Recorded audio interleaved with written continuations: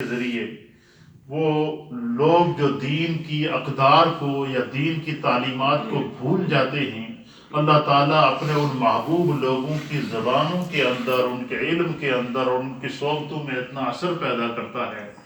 کہ وہ لوگوں کے سینوں میں واپس دین کا علم ڈالتے ہیں،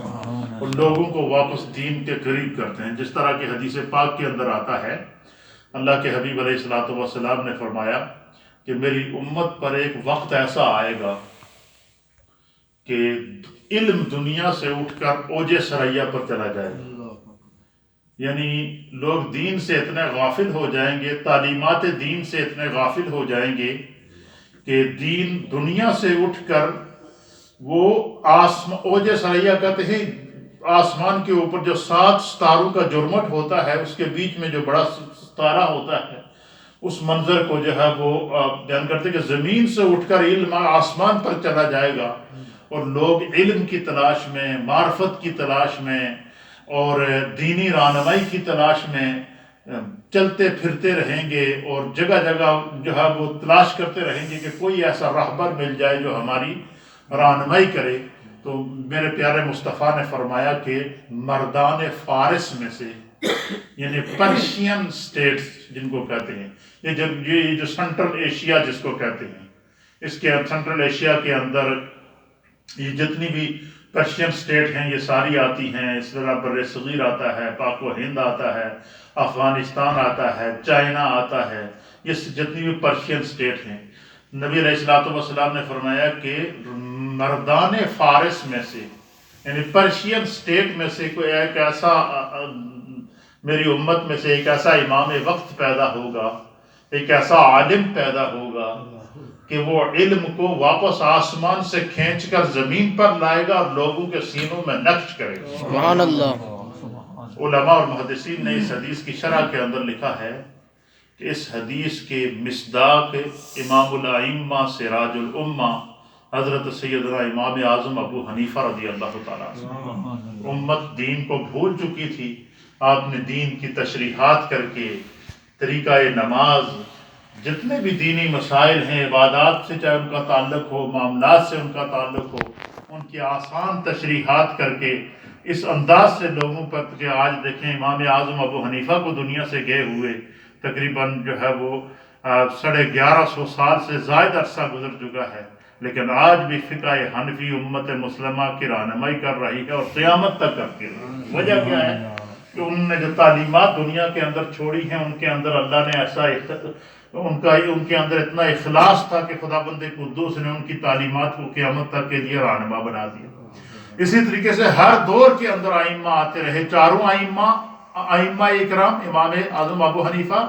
امام شافعی، امام مالک، امام احمد بن حنبل، اسی طریقے سے دیگر جو ہے وہ جتنے بھی ائمہ اور اولیاء گزرے ہیں، ہر دور کے اندر انہوں نے امت کی رہنمائی کی۔ پھر ایک دور آیا کہ امت پھر غفلت کے میدان کے اندر گم ہونا شروع ہو گئی، غفلت کے اندھیرے میں ڈوبنا شروع ہو گئی۔ تو اللہ رب العالمین نے سن 470 ہجری کے جو ہے وہ دور کے اندر محبوب سبحانی، قطب ربانی، شہباز لامکانی، شیخ عبد القادر الجیلانی المعروف حضور غوث اعظم رضی اللہ تعالیٰ عنہ جیسی شخصیت پیدا کی، اور پھر آپ نے امت کو جمع کیا اور دین کو اس طرح لوگوں کے سینوں کے اندر دین کو نقش کیا کہ اللہ تعالیٰ نے لوگ سرکار غوث اعظم رضی اللہ تعالیٰ عنہ کا اصل نام ہی بھول گئے، آپ محی الدین کے نام سے مشہور ہو گئے، اور محی الدین کہتے ہیں دین کو زندہ کرنے والے۔ تو سرکار غوث اعظم رضی اللہ تعالیٰ عنہ نے اپنے دور کے اندر جو احیاء دین کیا، جو تجدیدی کام کیا، وہ کیا کیا کہ لوگوں کے سینوں کے اندر آپ کی تعلیمات نقش ہو جاتی تھی۔ جس جہاں درس دیتے تھے، اور ایک نہیں، آپ کو میں نے کئی دفعہ بیان کیا کہ ہزاروں کا اجتماع ہوتا تھا، لیکن جو وہاں اس درس میں بیٹھتا تھا وہ اٹھتا تھا تو وہ ایک عالم بن کر اٹھتا تھا اور اسے دین کی معرفت نصیب ہوتی۔ غوث اعظم نے اپنے دور کے اندر جب دیکھا نا کہ لوگ دین سے کس قدر غافل ہو چکے ہیں اور اس وقت نبی پاک کے دین کی کیفیت کیا ہے، اس کو آپ بیان کرتے ہیں۔ آپ فرماتے ہیں کہ صاحب ایک درس دیتے ہوئے، ایک درس کے دوران ہزاروں کا اجتماع، میدان کے اندر 40,000 سے زائد اجتماع ہے، تو آپ نے لوگوں کے اوپر توجہ فرمائی، اور توجہ فرمانے کے بعد آپ لوگوں کو مخاطب ہوئے اور آپ نے فرمایا کہ صاحب ہو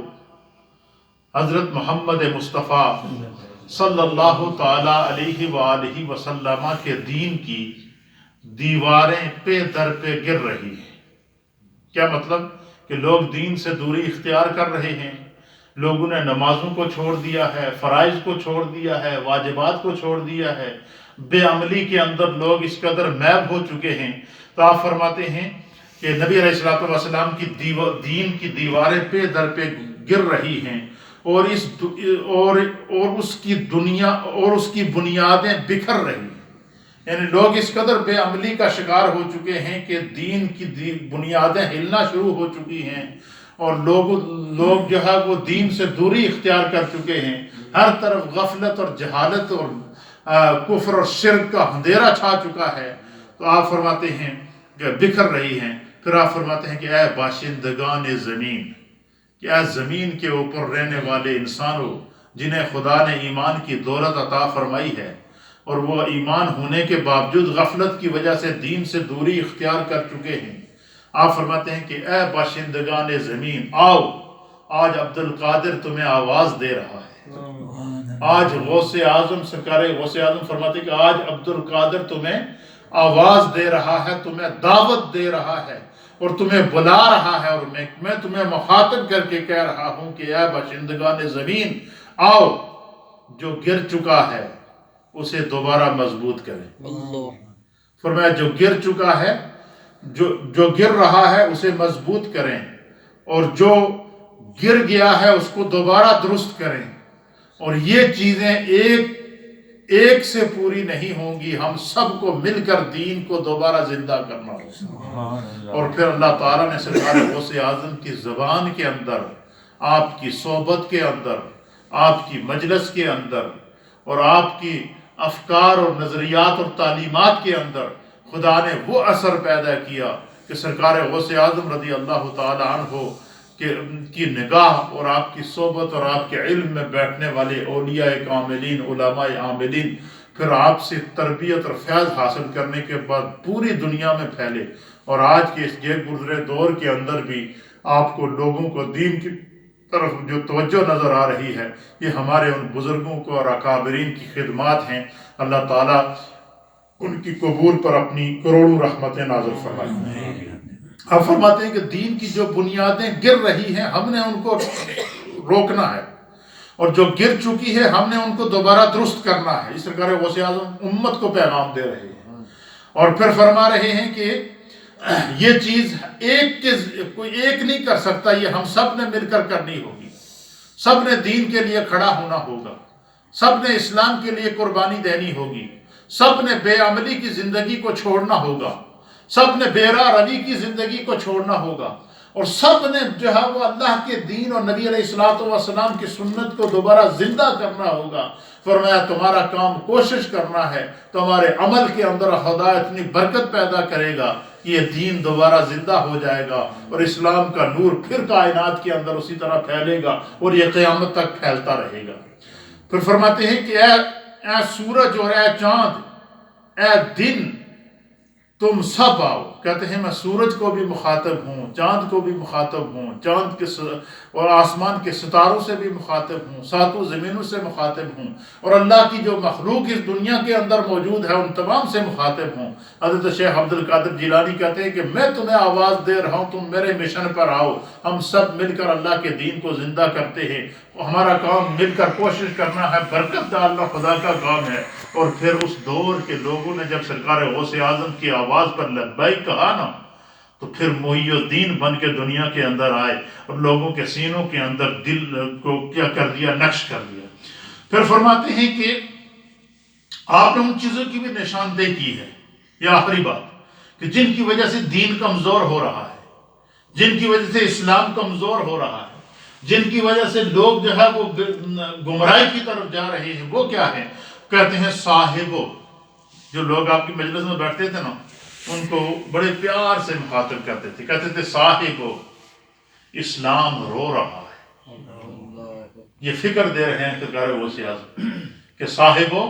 اسلام رو رہا ہے، ان فاسقوں گمراہوں، مکاروں اور ایسی باتوں کا دعویٰ کرنے والوں کے ظلم سے جو ان میں موجود نہیں ہے۔ کیا مطلب؟ سرکار غوث اعظم کہتے ہیں کہ آج کل زمانے کے اندر جعلی پیر، فراڈیے، 2 نمبر لوگ، دین کے نام پر دھندے کرنے والے لوگ، دین کے نام پر لوگوں کو لوٹنے والے، ان لوگوں کی وجہ سے دین کمزور ہوا ہے اور پبلک ان کی طرف کشاں کشاں کھینچی چلی جا رہی ہے۔ آپ فرماتے ہیں کہ ان لوگوں کی وجہ سے جو یہ دین اسلام رو رہا ہے، فرمایا کہ وہ دعوے کرتے ہیں جو ان کے اندر موجود نہیں ہیں، خود ہی اپنے چیلے چانٹے رکھے ہوئے ہیں جو کرامتیں بیان کر رہے ہیں، جھوٹی کرامتیں بیان کر رہے ہیں، لوگوں کو گمراہی کی طرف لے جا رہے ہیں۔ سرکار غوث اعظم کہتے ہیں کہ اپنے سر کو تھامے ہوئے اسلام فریاد کر رہا ہے کہ کوئی تو ہے مجھے ان جاہلوں سے بچا لے، گمراہوں سے بچا لے، کوئی تو ہے جو نبی پاک کی سنت کو زندہ کرے، تاکہ پھر سرکار غوث اعظم کے وجود سے اللہ تعالیٰ نے کائنات عالم میں پھر سنت کی روشنی کو، سیرت کی روشنی کو اور اسلام کے نور کو پھیلایا۔ پھر آپ فرماتے ہیں کہ آپ باشندگان بغداد میں خاص طور پر تم سے مخاطب ہوں۔ حضرت غوث اعظم نے 73 سال بغداد کے اندر گزارے۔ کتنے؟ 73 ایئرز آپ نے بغداد کے اندر گزارے ہیں، اور آج بھی آپ بغداد کے اندر آپ کا مزار موجود ہے، وہاں آپ جو ہے وہ آج بھی جلوہ فرما ہیں۔ آپ کہتے ہیں کہ اے باشندگان بغداد، تمہارے اندر نفاق بڑھ رہا ہے۔ نفاق کہتے ہیں منافقت کو، یعنی لوگوں کے اندر منافقت اس قدر بڑھ چکی ہے کہ منہ پر کچھ اور ہوں گے، اندر کچھ اور ہوں گے، بظاہر کچھ اور کہہ رہے ہوں گے، عمل کچھ اور ہوگا۔ فرمایا کہ جن لوگوں کا عمل یہ ہو کہ دکھاوے کا عمل کر رہے ہوں، 2 بندے سامنے آ جائیں تو کچھ بات اور کریں، اور جب تنہائی میں ہوں تو اس سے ان کے اس عمل سے شیطان بھی پناہ مانگے۔ سرکار غوث اعظم کہتے ہیں کہ تمہارے اندر نفاق بڑھ رہا ہے۔